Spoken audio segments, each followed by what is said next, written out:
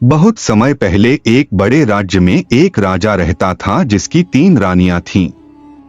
पहली रानी शांत और समझदार थी, जो हमेशा प्रजा की मदद करती थी।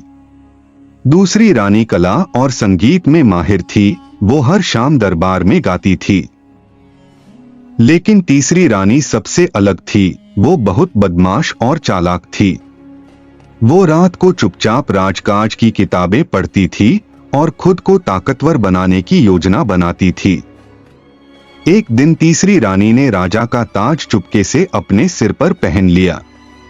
जब राजा आया तो उसने उसे ताज पहनकर बैठे देखा और चौंक गया।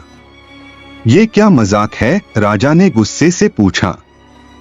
तीसरी रानी ने धीरे धीरे महल के सेवकों को अपने पक्ष में करना शुरू कर दिया। उसने रसोइये से लेकर दरबानों तक सबको अपने इशारों पर नचाना शुरू कर दिया।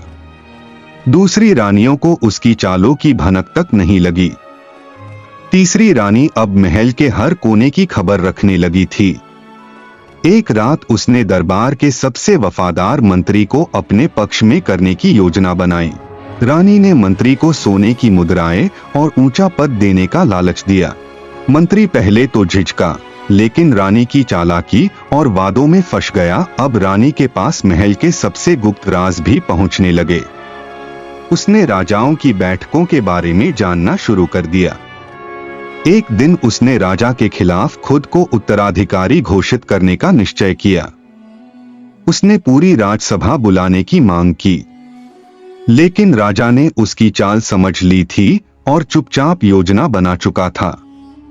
जिस दिन रानी राजसभा में पहुंची, वहां पूरा दरबार पहले से मौजूद राजा ने सबूतों के साथ उसकी सारी चालें सबके सामने खोल दी। सभा में सन्नाटा छा गया और रानी स्तब्ध रह गई।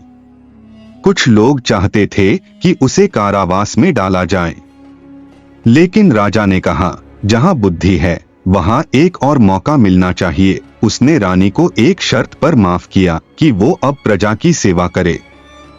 रानी ने अब से खुद को बदला और राज्य की सबसे चतुर सलाहकार बन गई। लोग अब उसे नीति रानी कहने लगे, चालाकी से नहीं, समझदारी से राज करने वाली।